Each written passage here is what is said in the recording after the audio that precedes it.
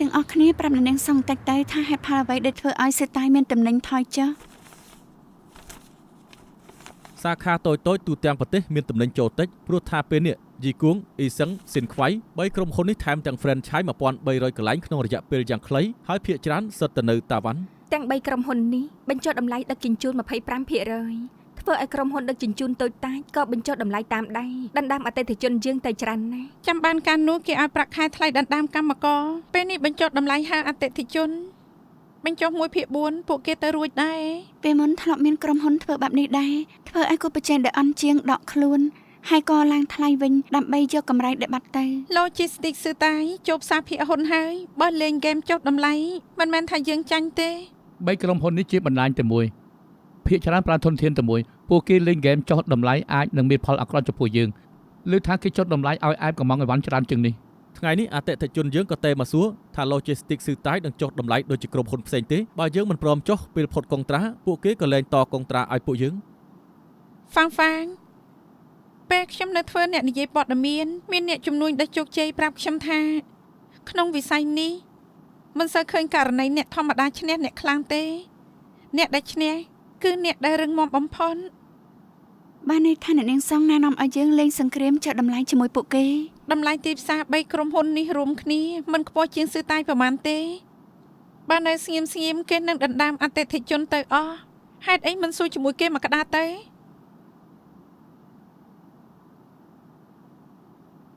ឬនាងគិតអីផ្សេងខ្ញុំមិនយល់ស្របនឹងការសួរដល់ចុះតម្លៃយើងមិនគួរចុះសូម្បីតែមួយសេនរក្សាតម្លៃដដែល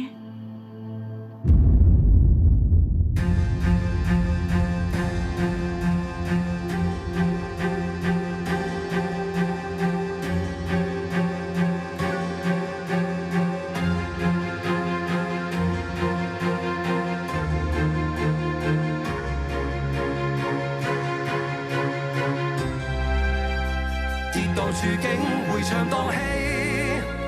江河無盡流遍大地，心住樂兒讓那浪濤捲起，風息血脈再沒遠離，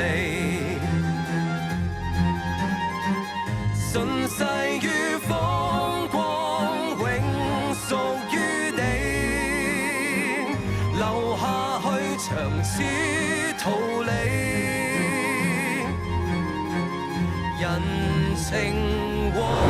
儲備總好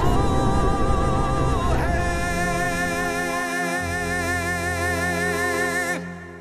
ម្នាក់ដែលមានឈ្មោះថាទីងនីងបានទេមកសិង្ហបុរីឲ្យលេខាណាត់ខ្ញុំទៅជួបគេខ្ញុំក៏បានតាក់ទងលបងស៊ីនិងស៊ឺធូទៅហើយអ្នកនាងទីងក៏តាក់ទងទៅពួកគាត់ដូចគ្នា Golden ខ្ញុំជាមួយលោកចៅស្មានថាលើកនេះទីនឹងទៅរកពលលោកព្រឺចង់ទិញភីហ៊ុនស៊ឺតាយក្នុងដៃហិរញ្ញវត្ថុចង្វង់គេចង់កាន់ភីហ៊ុនស៊ឺតាយច្រើនបំផុតដណ្ដើមកៅអីនាយកនឹងខ្ញុំគួរតបទៅតកូលទិញយ៉ាងម៉េចងាយស្រួលណាស់មិនថាគេស្នើលក្ខខណ្ឌអីត្រូវតែបដិសេធនឹងគេ SME មានទុនច្រើនណាស់តម្លៃដែលឲ្យមិនទៀបជាងយើងនោះទេគឺជាអ្នកវិនិយោគដែលមើលឃើញតែលុយតែប៉ុណ្ណោះមែនហើយ SME ឲ្យតម្លៃទាក់ទាញដល់ពលលោកប៉ុន្តែខ្ញុំចង់ឲ្យពលលោកសាកគិតមើលសិនទៅហេតុអីកាលនោះជួយប្រមូលទុនឲ្យស៊ឺតាយ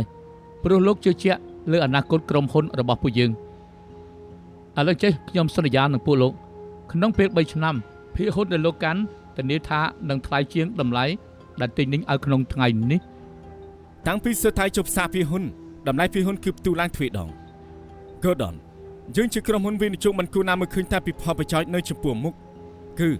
ប្រជុំនេះលោកគឺជាអ្នកប្រាប់ខ្ញុំតាំងពីខ្ញុំចូលមកថ្មីសម្រាប់ថាលើកនេះទុកឲ្យពួកលោកជាអ្នកសម្រេចចិត្តចុះនេះទុនដូចជាពួកយើងនឹងមិនលុកលាន់នោះទេខ្ញុំនឹងតែរកស៊ឺធូមិនថាទិញនីងលួងលោមគេយ៉ាងម៉េចខ្ញុំនឹងបដិសេធចោលទាំងអស់អរគុណ Gordon វ៉ាងបើយើងមិនចោទតម្លៃអតិថិជននឹងជ្រើសរើសយកក្រុមហ៊ុនថោកជាងម្យ៉ាងទៀតនឹងធ្វើឲ្យចំនួនទំនិញរបស់យើងថយចុះ 20-30% ទៀតយើងមិនចាំបាច់ត្រូវចុះតម្លៃឲ្យស្មើនឹងគូប្រជែងភ្លាមៗទេខ្ញុំថាសាកចុះត្រឹម 5% ដើម្បីស្ទាបស្ទង់ទីផ្សារសិនខ្ញុំអះអាងសម្ដីដដែលថាមិនព្រមចុះសូម្បីតែមួយសេនប្រើតម្លៃដដែលខ្ញុំមិនបាននៅថ្នាក់គ្រប់គ្រងរបស់ស៊ឺតាយខ្ញុំមិនគួរលុកលាន់ការសម្រេចចិត្ត តែខ្ញុំចង់ដឹងថាហេតុអីនាងគិតថាបើយើងមិនចុះសំបីម៉ាស៊ីននៅមានសមត្ថភាពប្រជែងនឹងពួកគេបាន ខ្ញុំដឹងថាគ្រប់គ្នាគិតយ៉ាងម៉េចហេតុអីអតិថិជនរើសយកក្រុមហ៊ុនដែលគិតតម្លៃខ្ពស់ជាងតែគំនិតខ្ញុំខុសពីអ្នកទាំងអស់គ្នាខ្ញុំនៅជាមុខមកច្រើនឆ្នាំតាមពិតអតិថិជនមិនបានផ្ដោតលើតម្លៃតែបែរជាសេវាកម្មដែលយើងផ្ដល់ឲ្យ ផ្ដល់ទំនិញដល់ដៃភ្ញៀវសឿតាយនិង logistics ធ្វើការនេះដូចគ្នាខុសគ្នាត្រង់ណា សឿតាយយើងភាគរយយឺតនិងមានបញ្ហាតិចជាងគេនៅក្នុងវិស័យតាមពិតភ្ញៀវគ្រាន់តែចង់ទទួលទំនិញទៀងពេលហើយសម្បូរបែបតែខ្ញុំគិតថាទោះថ្លៃដឹកជញ្ជូនថ្លៃបន្តិចភ្ញៀវនៅតែរើសយកយើង តែគូប្រជែងបើក franchise ច្រើនណាស់ក្នុងរយៈពេលដ៏ខ្លីទោះជាភ្ញៀវមិនគិតរឿងតម្លៃក៏មិនមែនថាយើងអាចដណ្ដើមបានមកដែរ ចាំបានទេ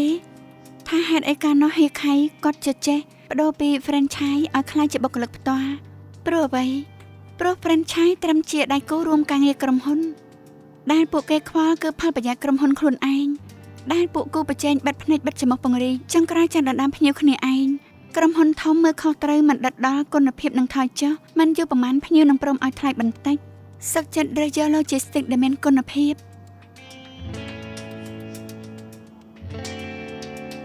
ណែនេះសងគិតថាយ៉ាងម៉េចដែរ ទេនេះនាងមានតំណែងខ្ពស់ជាងគេឲ្យនាងសម្រេចចិត្តត្រូវហើយធ្វើតាមហ្វាំងនិយាយចុះប្រាប់អ្នកមើលខុសត្រូវសាខាតូចៗឲ្យជ្រាបក្រុមហ៊ុនធំសម្រេចចិត្តមិនកែតម្លៃដឹកជញ្ជូនឲ្យធ្វើការតាមធម្មតាទោះមានទំនិញមួយថ្ងៃមួយកញ្ចប់ក៏ត្រូវធ្វើតាមប្រព័ន្ធក្រុមហ៊ុនបញ្ជូនទំនិញឲ្យដល់ដៃភ្ញៀវឲ្យទៀងពេល ហើយយើងត្រូវប្រាប់តែឃ្លាំងស្តុកនិងចែកចាយទំនិញមុននឹងចំនួនត្រឡប់មកដូចដើមកុំឲ្យជួលផាតថែម បាទ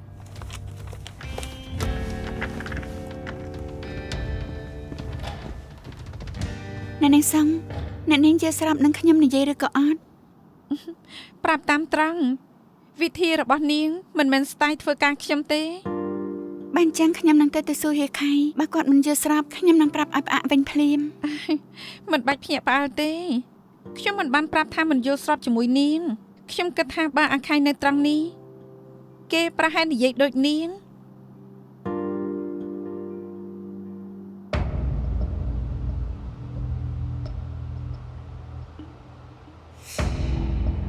មិនរំខានលោកសម្រាប់ទេ Golden ចាំខ្ញុំទៅដល់សំនិយាយគ្នា បាទខ្ញុំចាំអ្នកនាងនៅសិង្ហបុរី ហើយចាំជួបគ្នា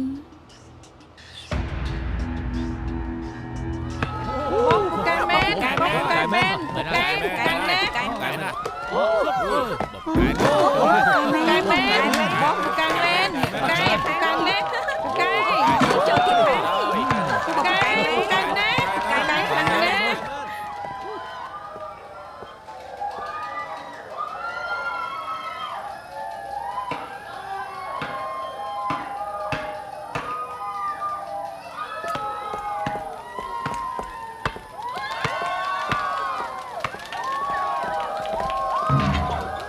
ហេខៃសុំកញ្ចែបន្តិច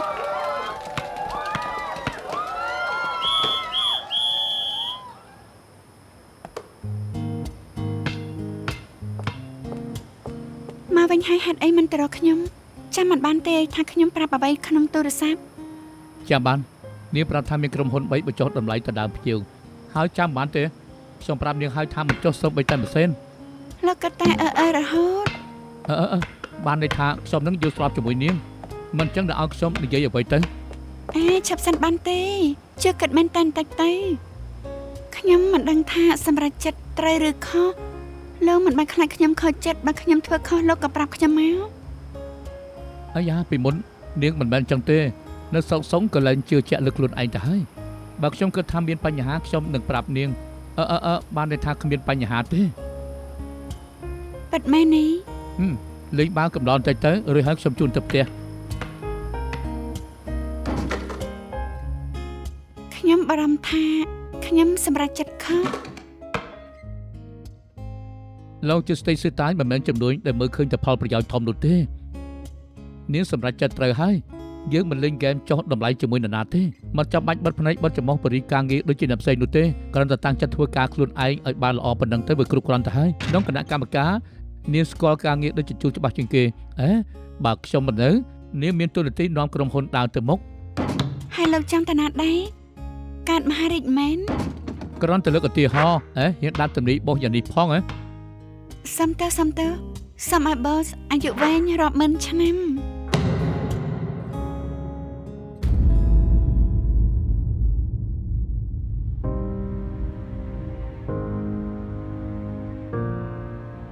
តាមការពិនិត្យដុំសាច់អ្នកនាងមិនរួមតូចឡើយចាំពេលដូរថ្នាំផ្សេងឲ្យអ្នកនាងតែអ្នកនាងត្រូវធ្វើចិត្តទុកផងព្រោះថ្នាំនេះអាចធ្វើទុកខ្លាំងជាងថ្នាំមុន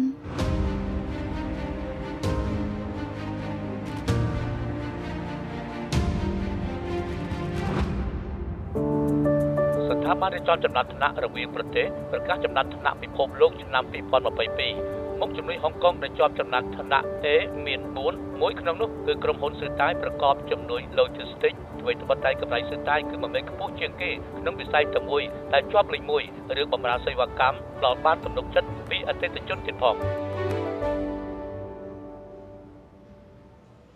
សូមស្វាគមន៍អ្នកទាំងអស់គ្នាចូលកាន់ការប្រជុំផ្សារភាគហ៊ុនលើកដំបូងរបស់ក្រុងមេឃាខ្ញុំជឿថាអ្នកទាំងអស់គ្នាមិនសូវស្គាល់ក្រុមហ៊ុនយើងប្រមាណនោះទេចំនួនជាគោលរបស់ក្រុមហ៊ុនក្រុងមេឃារបស់ពួកយើងគឺដ្រូនហើយការងាររបស់យើងក៏មានស៊ូឯងឈួតទេហ៎គ្រាន់តែប្រមាណសោះក៏ចាំមិនបានដែរ ថាគេអីស្ងប់អារម្មណ៍សិនទៅ ស្ងប់អារម្មណ៍សិនទៅ ស្ងប់អារម្មណ៍សិនទៅកាត់អីដៃញ័រហើយគិតថាពីបែបនេះមិនបានទេចាំមើលខ្ញុំណាឲ្យធំនេះមិនសមនឹងឯងប្រមាណទេពួកនេះក៏ចឹងដែរធម្មតាគេស្លៀកពាក់បែបណាឲ្យគេស្លៀកពាក់បែបហ្នឹងទៅត្រូវជួយចាត់ការគេផងណាអូខេ ហូបបាទ ចាមកចាំខ្ញុំជួយមើល ខ្ញុំជួយមើលឲ្យមក អាជីពភ័យឡាញ័រដៃអាចទៅរួចដែរទេ តែរួចគេគ្រាន់តែបុកពោះតិចតួច ការងារគេច្រើនអញ្ចឹងចុះបាទទៅនេះស្នើសុំមិនទាន់បានទេចាំអាទិត្យក្រោយទៅខ្ញុំទៅទិញកាហ្វេត្រូវការទេ តាមីង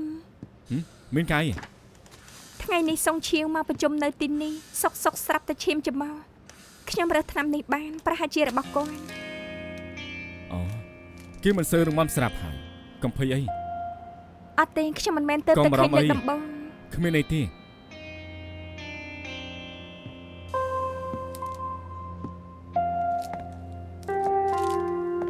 បានដំណឹងមកក្រុមហ៊ុនយីគងអេសិនសឹងខ្វៃ3ក្រុមហ៊ុននេះគឺតែអតិថិជនធំប្តឹងមកទឹកហើយទាំងបញ្ជូនទំនិញខុសយឺតយ៉ាវច្រើនជាងខែមុន 20% វ៉ែនឆាយខ្លាំងចំនួនធ្លាក់ចុះក៏សូមផ្ដាច់កុងត្រាហើយចំនួនទទួលទំនិញយើងកើនឡើងវិញហើយនៅចំនួនទំនិញយើងកើនឡើង 30% មានន័យថាអតិថិជនងាកមករកក្រុមហ៊ុនយើងវិញ តែតាំងតែអ្នកមើលខុសត្រូវសាខាតូចៗបានចំនួនទំនិញកើនឡើងហើយឲ្យពួកគេជួលផាត់ថែមវិញចុះ ខ្ញុំនឹងទៅរកស៊ីតាឲ្យផ្ដល់ដំណឹងទៅសាខាតូចៗនៅក្នុងថ្ងៃនេះលើកនេះជាស្នាដៃរបស់នាងយប់នេះត្រូវហូបស៊ូគីទុកថាខ្ញុំឲ្យរង្វាន់ដល់នាង សុកេទៀតហើយអីលោកជាថាកែមកស្វិតមែនតើខ្ញុំទៅប្រាប់ម៉ៃខើជាមួយអេម៉ាសិន មិនចាំបាច់ទេពួកគេទៅត្រៀមឯកសារនៅក្រុមហ៊ុន Drone មិនទំនេរទេ អញ្ចឹងណាត់សែមជាមួយស៊ីតាបានទេ គឺហូបតែ2នាក់មិនបានទេ បានល្អនតែដែលគ្មានអ្នកដណ្ដើមខ្ញុំហូប អ្នកនាងសុងចាប់ផ្ដើមហើយណា ត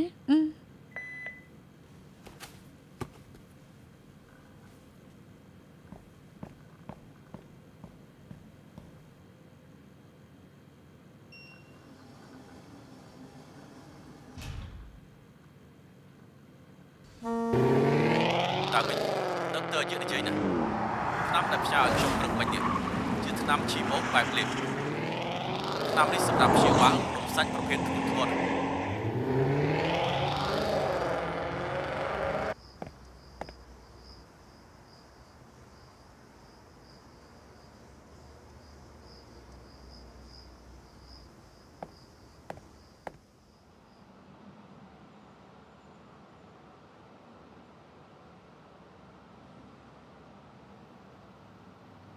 លោកចាស់ចេញចូលក្នុង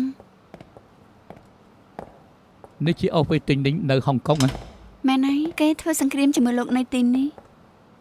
នាងដឹងទេគេនៅខាងនោះមានតម្រុយអីមកដល់ខាងនេះខ្លះ ដែលខ្ញុំណាត់លោកមកដើម្បីប្រាប់លោកថាទិញនឹងទៅជួបនីទុន4អ្នករបស់ហេរ៉ាញ់វត្ថុឈឹងហ្វុងហើយថែមទាំងផ្ញើអេមែលទៅឲ្យនាយកធំ ដឹងខ្លឹមសារនៅក្នុងអ៊ីមែលទេ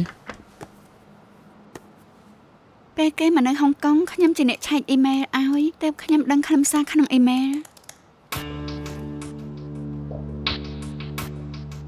យេគេនិយាយជាមួយនាយទុនព្រមព្រៀងលក្ខខណ្ឌជាមួយគ្នាហើយពួកគេបានព្រមព្រៀងស្អីខ្លះទៅណាហើយចុះត្រូវធ្វើរឿងដូរប្រទេសដល់ណាហើយ ខ្ញុំចង់ទៅរើសសាលាឲ្យកូនទុកមុនហើយនឹងផ្លាស់ទៅខែក្រោយ អូខេធ្វើដំណើរដោយសុវត្ថិភាពណាប្រហែលថៃទៀតខ្ញុំនឹងវេលុយចូលបញ្ជីរបស់នាង អរគុណហើយលោកចៅ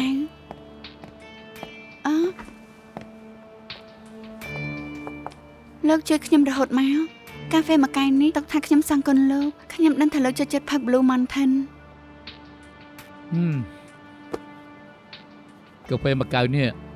មហាកំពូលថ្លៃ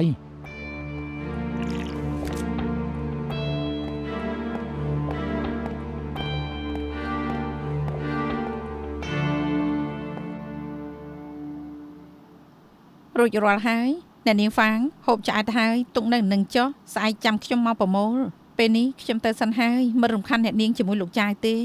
និយាយអីគ្រាន់តែហាមមកពេល និយាយលេងទេទៅសិនហើយបាយបាយ អរគុណហើយបាយបាយ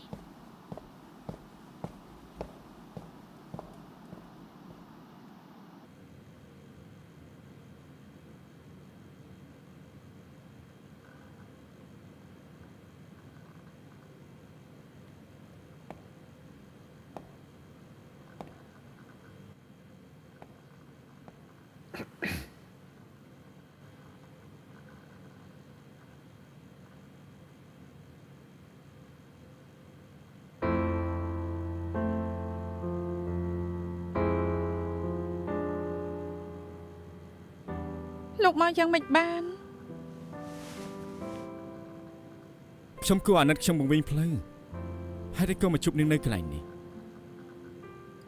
សម្ដីលោកមិនកំ pl ែងទេ ប៉ុន្តែសម្លេងខ្ញុំគឺមានច្រើនណាស់ឲ្យខ្ញុំនិយាយសិនទៅខ្ញុំមានប្រជោគអាចធ្វើឲ្យនាងញញឹមបាន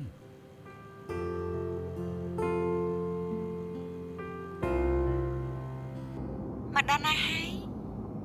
កំពុងទៅហើយតែត្រូវចាំបន្តិចណាកុំញ៉ាំម្នាក់ឯងដល់អស់ណា ដឹងហើយខ្ញុំនឹងចាំលោកស្រាប់ហើយមកយឺតមិនអីទេតែបាំងឡានឲ្យស្រួលណាស់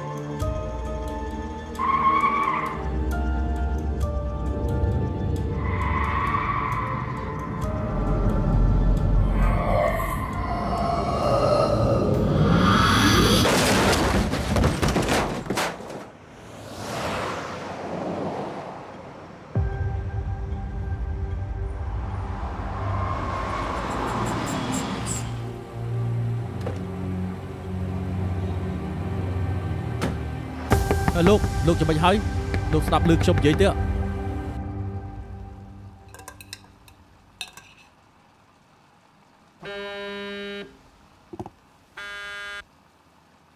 Michael អញជាមួយអេម៉ាចេញពីធ្វើការហើយនៅមករោងអាហារមកខ្ញុំនៅចាំហៀកខៃ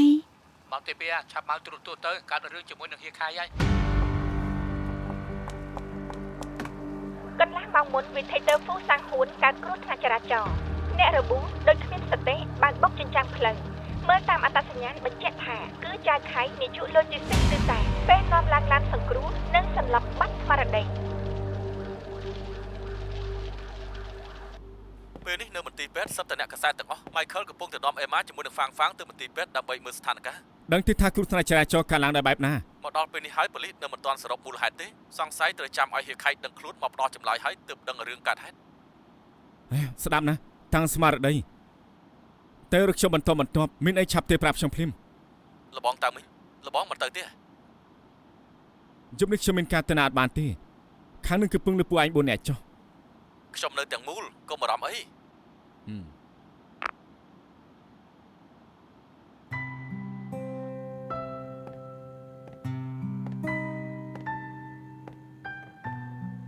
មានអីមែនទេ ស៊ីជឿទេមករំខានចិត្តខ្លាចជាអ្នកជួបក្រុមហ៊ុនហើយគ្រាន់តែតន្ទិញអត្ថបទក៏តន្ទិញមិនចាំឈឺក្បាលណាសួរថាឲ្យវិននិយាយជំនួសគេបានអត់ កូនក្មេងបើស្អែកខ្ញុំមានកម្លាំងចង់ទៅមើលពួកគេបន្តែង យ៉ាងណាក៏មិនអាចទៅរកពួកគេបានដែរ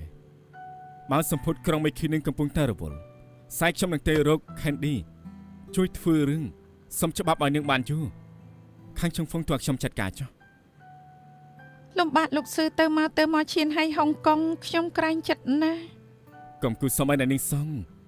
ឲ្យតែបើនៅចុងឆ្នាំច្រើនជាងនេះបន្តិចទៅគឺបានហើយ ប៉ុន្តែលោកច្រើនជាងគេបំផុតនៅក្នុងក្រុមហ៊ុនយើងបើសុំថែមទៀតឲ្យប្រាប់ Gordon ថាម៉េច ចាំខ្ញុំប្រាប់គេច្បាស់ជាយល់មិនកំ pl ទេខ្ញុំព្យាយាមហើយណា លើកក្រោយបាននឹងធ្វើឈីម៉ូខ្ញុំនឹងមកកំណត់នេះនៃជាកំ pl ទៀតជួនកាលអាចធ្វើឲ្យពេលវេលាដើរលឿនជាងនេះ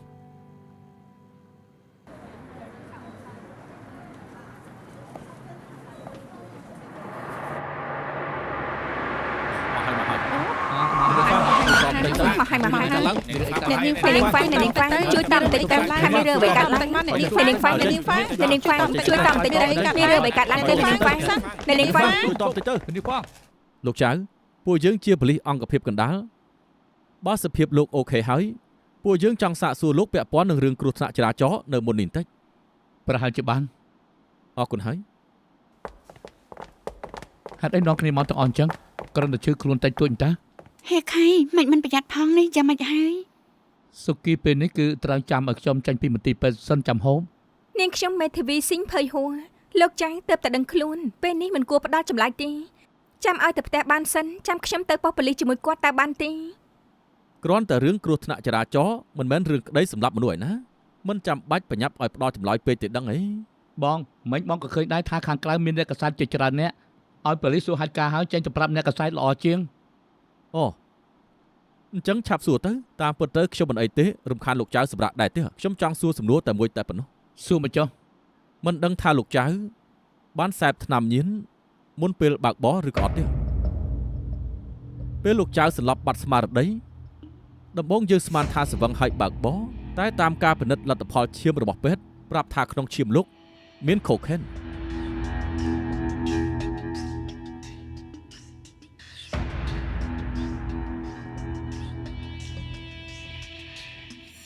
តាមប្រភពព័ត៌មានដែលជឿទុកចិត្តចាយខៃនាយក Logistics សឺតៃដែលបញ្ជូនទៅដល់មន្ទីរពេទ្យដោយសារគ្រោះថ្នាក់ចរាចរណ៍ក្រោយពេលដុកទ័រធ្វើការត្រួតពិនិត្យហើយសន្និដ្ឋានថាមុនកើតហេតុបានសេពថ្នាំខូខេនចូលទៅបើអះអាងពិតថាសេពថ្នាំហើយបើកបរប៉ូលីសអាចនឹងប្តឹងគេមានទោសជាប់គុកច្រើនបំផុត3ឆ្នាំ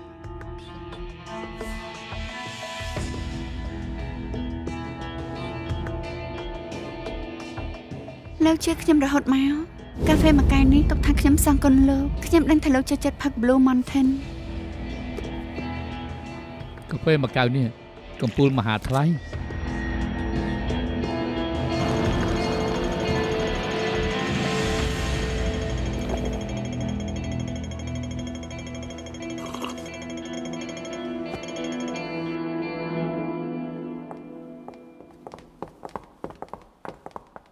មុននេះខ្ញុំនិយាយជាមួយប៉ូលីសដែលទទួលខុសត្រូវរឿងក្តីនេះហើយពេលនេះពួកគេមិនប្តឹងរឿងហៀខៃសេពថ្នាំទេត្រូវចាំឲ្យការិយាល័យយុត្តិធម៌សិក្សារឿងនេះសិនទើបសម្រេចចិត្ត ឱកាសត្រូវគេប្តឹងខ្ពស់ទេ ពីបាក់និយាយណាសំណាងដែលមិនធ្វើឲ្យអ្នកផ្សេងរបួសបើត្រូវប្តឹងមែនតែនឱកាសពិន័យជាប្រាក់មានខ្ពស់ជាង មិនជាប់គុកវាយ៉ាងម៉េចទៅប្រវត្តិគាត់ក៏ត្រូវខូចអស់យ៉ាងណាក៏ប៉ះពាល់ដល់កៅអីនាយកក្រុមហ៊ុនក្នុងទីផ្សារភាគហ៊ុនដែរ លោកនឹកឃើញទេថាហេតុអីក្នុងឈាមលោកមានខូខេន ខ្ញុំទៅរកឆឹងលូគេយកកាហ្វេយកមកខ្ញុំផឹកខ្ញុំសង្ស័យថាក្នុងកែវកាហ្វេនោះមានថ្នាំអញ្ចឹងយើងប្រាប់ប៉ូលីសទៅថាហៀកខៃត្រូវគេធ្វើបាបរឿងនេះមិនពាក់ព័ន្ធគាត់ទេ តួយើងចាប់ស្រីម្នាក់នឹងមកបើគេមិនព្រមទទួលយើងក៏ធ្វើអីគេមិនបានទៅឃ្លៀរឿងអ្នកកសែតនៅខាងក្រៅសិនទៅពួកគេចុះផ្សាយរឿងដែលហៀកខៃសេពថ្នាំហើយបាក់បោ Vincent ឆាប់តែទៅរកលោកស៊ឺប្រាប់ថាឲ្យអ្នកនាងសុំមកព្រមគ្នាយើងមកពិគ្រោះគ្នាទៅជាមួយរឿងនេះ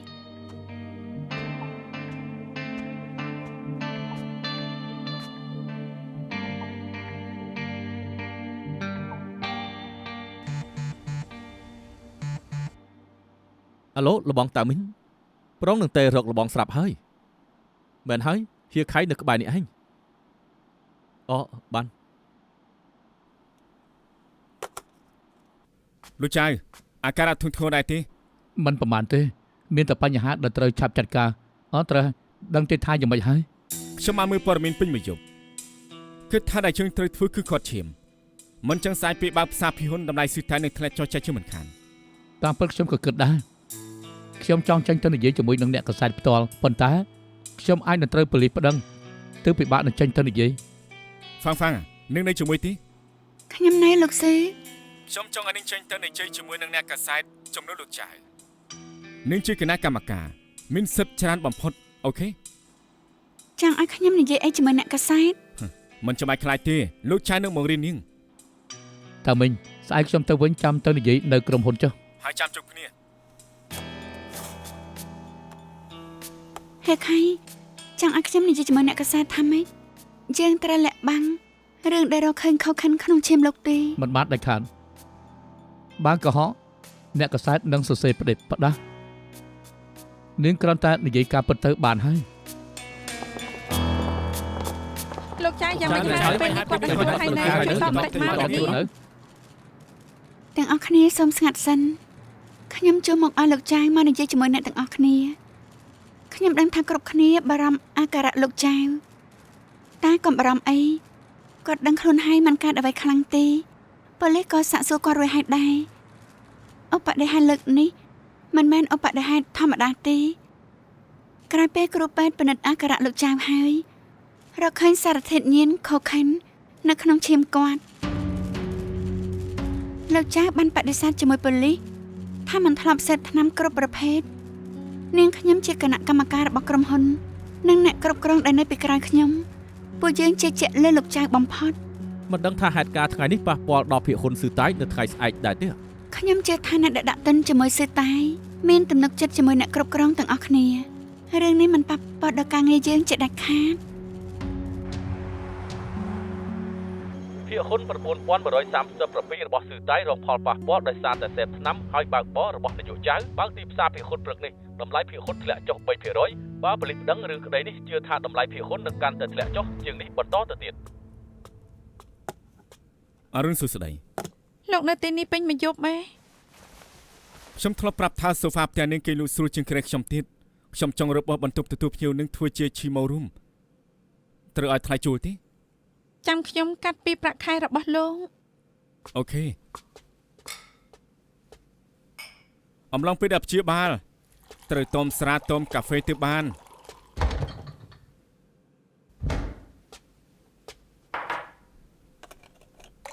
ខ្ញុំមិននឹងហ៊ានផឹករបស់ទាំងនេះតែប្រាប់តាមត្រង់លើកនេះធ្វើឈីម៉ូហើយមិនសូវធ្វើទុកទេខ្ញុំគិតថាថ្នាំនេះមានផលជាមួយខ្ញុំ ប្រសើរណាស់កុំភ្លេចធ្វើឈីម៉ូឲ្យបានទៀងពេលមិនចឹងទេខ្ញុំនឹងលួចចូលតារាងព្យាបាលរបស់នាងហើយខ្ញុំនឹងចាប់នាងខ្លួនឯង រឿងផ្ទាល់ខ្លួនអ្នកជំងឺខ្ញុំអាចប្តឹងលោកបានអេខ្ញុំចង់ទៅឈានហើយនិយាយរឿងបើកសម្ពោធក្រុមហ៊ុនដ្រូនជាមួយចៅខេត្តបន្ទែងកាត់អី ខ្ញុំនឹងថាលាក់នាងអត់បាននឹងតាំងស្មារតីឡើងក្រៅពីនេះស៊ឺតៃជាមួយចៅខៃគេមានរឿងចលាចល ចាំមិនឲ្យឆឹងលុងភាគហ៊ុនស៊ឺតៃធ្លាក់ចុះប្រមាណ តែទៀតជាង$200បើល្ងាចនេះធ្លាក់ចុះ 5-6% ទៀតក៏មិនចម្លែកដែរ 5-6% វាតិចពេកហើយពេលរសៀលពួកយើងត្រូវជួយគ្នាព្យាយាមទម្លាក់ភាគហ៊ុនស៊ឺតៃឲ្យបានច្រើនបំផុតថ្ងៃនេះពេលបិទផ្សារត្រូវទាបជាង$180ចាំឲ្យប៉ូលីសប្រកាសប្តឹងចៅខៃភាគហ៊ុនស៊ឺតៃនឹងធ្លាក់ចុះទៀតហើយវានឹងទាបជាងថ្ងៃដំបូងដែលយើងបើកសម្ពោធ បានហើយ អ្នកនាងទិញតែនិយាយខាងនោះបានទេ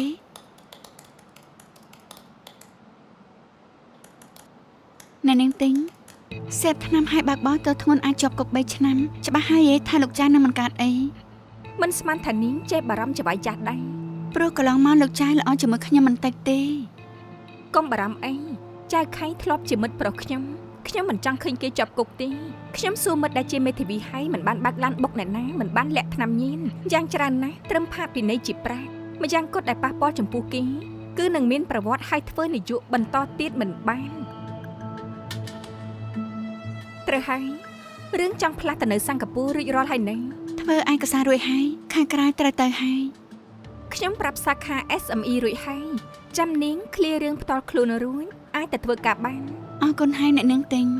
ខ្ញុំវិញទេដែលត្រូវអរគុណនាងដូររឿងវិញទៅល្អជាងលោកស៊ីងលោកធ្វើជំនួយនៅហុងកុងយូរមកហើយតើលោករំពឹងទុកនាពេលអនាគតយ៉ាងម៉េចដែរទៅតាមដែលខ្ញុំបានដឹងមានក្រុមហ៊ុនក្រៅស្រុកដែលមានសក្តានុពលជាច្រើនបរាជ័យចំពោះមុខជំនួយនៅហុងកុងដូចជា Logistics ខ្ញុំធ្លាប់ធ្វើជាកម្មការរបស់ Logistics ស៊ឺតាយភាគរយចូលគ្រប់គ្រងទីផ្សារចិនបានយកឈ្នះគូប្រជែងនៅក្រៅប្រទេសជាច្រើនអ្នកទៀតបើលោកស៊ីងនិយាយពី Logistics ស៊ឺតាយជឿថាប្រហែលជាបានមើលព័ត៌មាននៅយប់មិញនេះហើយឬថាចៅខៃនាយក Logistics ស៊ឺតាយសែបថ្នាំឲ្យបើកបរធ្វើឲ្យភាគហ៊ុនស៊ឺតាយធ្លាក់ចុះនៅថ្ងៃនេះតើលោកស៊ីងគិតយ៉ាងម៉េចចំពោះរឿងនេះខ្ញុំគិតថាព័ត៌មាននេះផ្ដេសផ្ដាស់ពិតមែនណែពេលនេះខ្ញុំមិនមែនជាកម្មការរបស់ស៊ឺតាយទៀតនោះទេ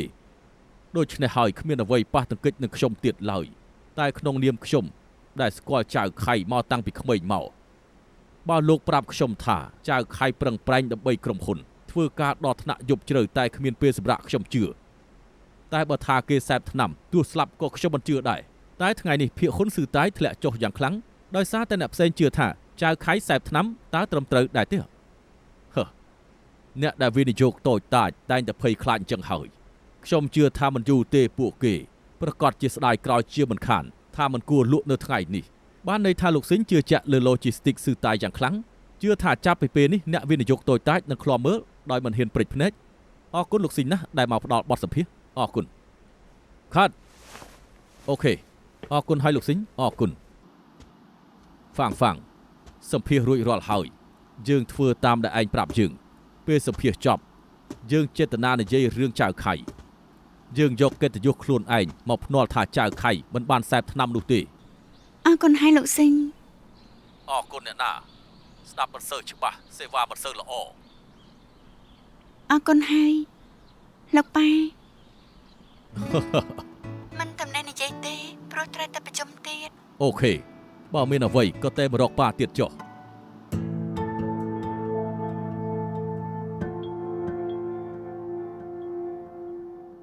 ណាមិនចាំបាច់ដល់គ្នាធ្វើមុខស្ងួតទេណាអេម៉ាក៏ប្រាប់ហើយថាខ្ញុំគ្មានប្រវត្តិទោះមានកំហុសពិតក៏មិនចាំបាច់ជាប់គុកច្រើនណាស់ក៏ចាំដាក់ទោសលោកមិនដឹងទេអេទោះចាំដាក់ទោសក៏មានប្រវត្តិដែរលោកជានាយកក្រុមហ៊ុនតែជាន់គំនូរក្រហមការិយាល័យផ្សារភាគហ៊ុនហុងកុងមិនខុសឡើយលោកគូតបាននឹងថាលោកចូលនឹងនិយុសៀមកទីនេះដើម្បីអីថ្ងៃនេះភាគហ៊ុនស៊ឺតាយធ្លាក់ចុះមិនឈប់ពួកគេដឹងថាវិធីមួយដែលកែប្រែស្ថានភាពបានគឺឲ្យលោកចោះចាញ់ពីតំណែងពួកគេគិតបែបនេះក៏គ្មានអ្វីគួរប្លែកដែរត្រូវធ្វើឲ្យស៊ឺតាយកាត់ផ្ដាច់ពីអ្នកដែលបង្កបញ្ហាទៅនេះជាវិធីល្អបំផុតដែលអាចបញ្ឈប់ភាគហ៊ុនកុំឲ្យធ្លាក់ចុះតុលាការមិនទាន់កាត់ក្តីគ្មានអ្នកណាហ៊ានថាលោកខុសទេខ្ញុំនិយាយជាមួយតាមីងហើយទោះប៉ូលីសគេប្តឹងមែនតែនក៏ត្រូវស៊ូក្តីគ្នារាប់ឆ្នាំដែរកំឡុងពេលនេះលោកអង្គុយកៅអីនាយកគឺសមហេតុផលបំផុតខ្ញុំនឹកមិនឃើញថាមានច្បាប់មាត្រាណាអាចទម្លាក់លោកពីកៅអីបានគិតមើលទៅពួកគេមិនបានកាន់គណៈកម្មការទាំងអស់ដេញលោកព្រោះពួកគេមិនដឹងថាមានសិទ្ធិអីដេញលោកបានជឿខ្ញុំចុះពេលប្រជុំមិនថាលោកជួយជាមួយនឹងនាយកសៀនេះជាអ្វីកំខល់អីអ្នកណាអាចបង្ខំលោកបានចេះចុះខ្ញុំមិនដកខ្លួនក៏បានដែរតែបញ្ហាយើងភាគហ៊ុនស៊ឺតាយធ្លាក់គឺនិយាយមិនឈប់តទៅសោះបើធ្លាក់បន្តទៀតនឹងទាបដល់$80ពេលដែលបើកសម្ពោធសាកគិតមើលទៅបើធ្លាក់មួយថ្ងៃ 2% បានន័យថាមកដល់2អាទិត្យយើងក៏ទប់លែងជាប់ទៅហើយភាគហ៊ុនធ្លាក់ឲ្យវាធ្លាក់ទៅពេលនេះលោកអង្គុយលើកៅអីនាយកសំខាន់បំផុតក្តាប់អំណាចស៊ឺតាយទុកនៅក្នុងដៃខ្ញុំថាយើងកុំឆ្លោះគ្នាអីព្រោះថានេះជាវិធីដ៏ល្អទាំងឡើងទាំងចុះគឺឲ្យខ្ញុំចុះចាញ់ពីកៅអីហើយឲ្យនាងឬក៏លោកស៊ឺមកអង្គុយជំនួសខ្ញុំវិញ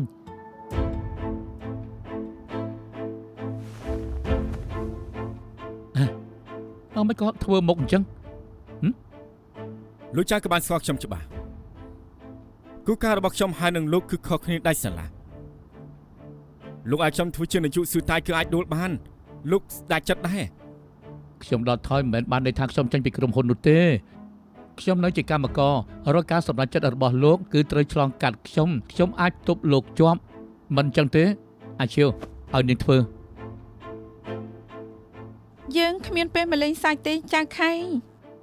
ឲ្យតែនាងយល់ព្រមខ្ញុំនឹងស្នើទៅលោកចូលជាមួយនឹងលោកសៀខ្លួនឯងតទៅឲ្យនាងជានាយក ខ្ញុំនឹងតាំងមីងជាតំណាងឈឹងហ្វុងពួកយើងធ្វើនាយកនឹងប៉ះពាល់រឿងផលប្រយោជន៍កម្មការមិននឹងអាចយល់ស្របទៅ មិនថាពួកគេនឹងចំទាស់មិនទាន់សាកផងមិនដឹងទេ បានហើយ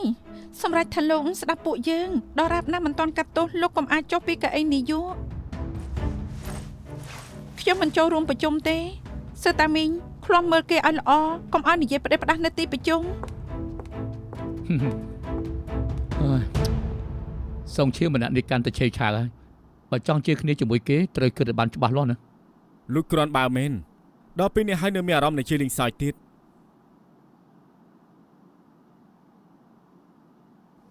ចេញខាងនេះតែ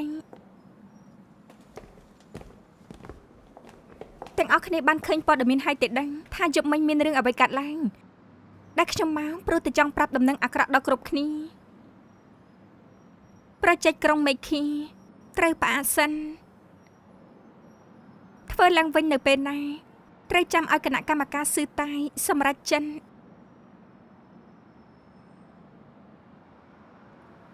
ហៀខៃផ្ញើឃ្លីបសម្លេងមកឲ្យទាំងអស់គ្នាស្ដាប់ សូមទោសផងដែលខ្ញុំនិយាយជាមួយអ្នកទាំងអស់គ្នាផ្ទាល់មិនបានថាហេតុអីត្រូវពជាប្រជែកក្រុងមេឃាសិនខ្ញុំដឹងថាគ្រប់គ្នាដឹងថាមានរឿងអីកើតឡើងហើយ ខ្ញុំដឹងថាគ្រប់គ្នាខកបំណងតាមពិតកម្រងចូលផ្សារភាគហ៊ុនគឺមានឧបសគ្គតាំងពីដើមទីដំបូងខ្ញុំគិតថា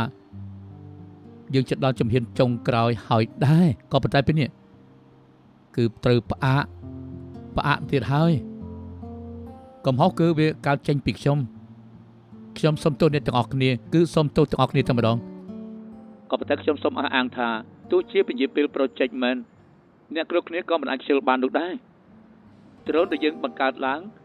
ហាមចាញ់ក្រុមហ៊ុនក្នុងស្រុកជាដាច់ខាតនៅថ្ងៃដែលបានចូលទីផ្សារពីហ៊ុនខ្ញុំនឹងទៅជាឲ្យដល់កន្លែងដូច្នេះជាខ្ញុំសូមឯងណាឲ្យទៅទិញបរលឲ្យចាំច្បាស់ទៅ កុំធ្វើឲ្យអាម៉ាស់មុខណាយល់ដែរទេ ខ្ញុំនិយាយចាំខ្ញុំឃ្លារឿងចលាចលនេះរួចហើយគឺខ្ញុំនឹងបបួលអ្នកទាំងអស់គ្នាទៅហូបស៊ុប Yes ទៀបជាង$180ហើយសំណាងឲ្យដែលធ្វើតន់លក់ចេញបន្តទៀត ហើយចង់ពីយន្តហោះមិនទាន់បានសម្រាប់ទេឆាប់ញ៉ាំបាយហើយនាំគ្នាទៅគេងទៅត្រូវឲ្យអ្នកនាងទីងយប់នេះចង់ញ៉ាំអីដែរ យប់នេះខ្ញុំមិនហូបបាយជាមួយទេអាឡាន់មានពេលទេបើកឡានឲ្យបន្តិចទេ គ្មានបញ្ហាទេ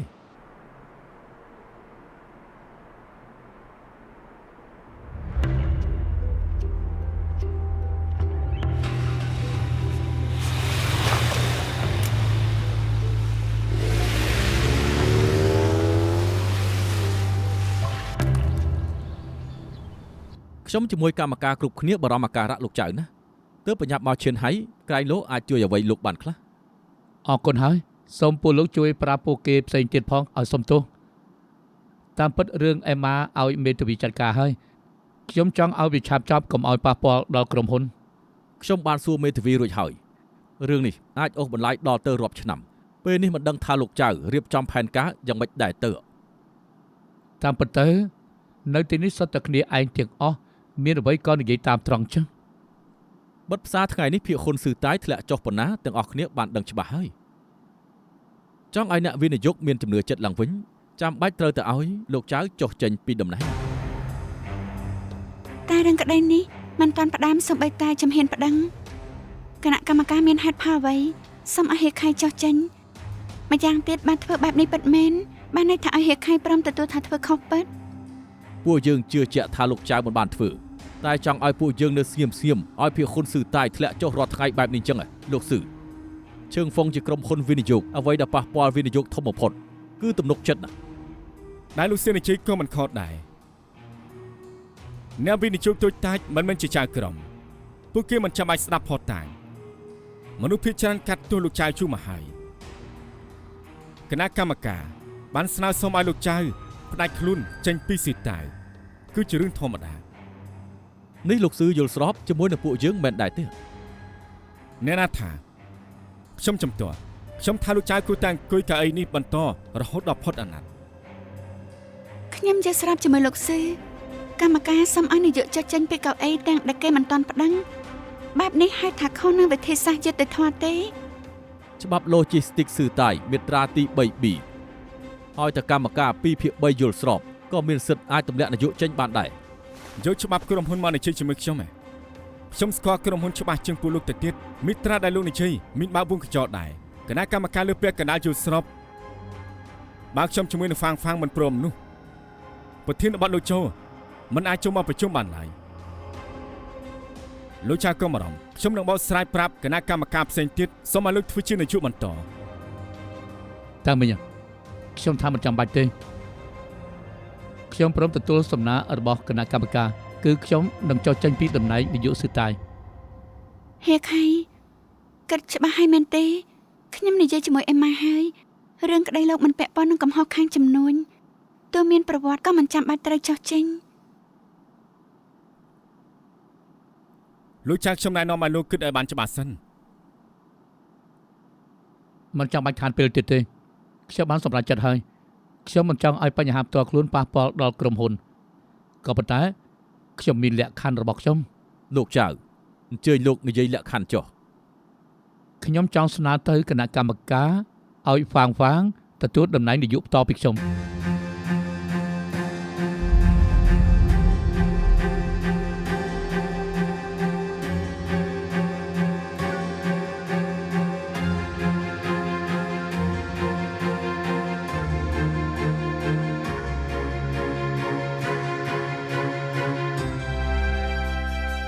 處境迴腸蕩氣，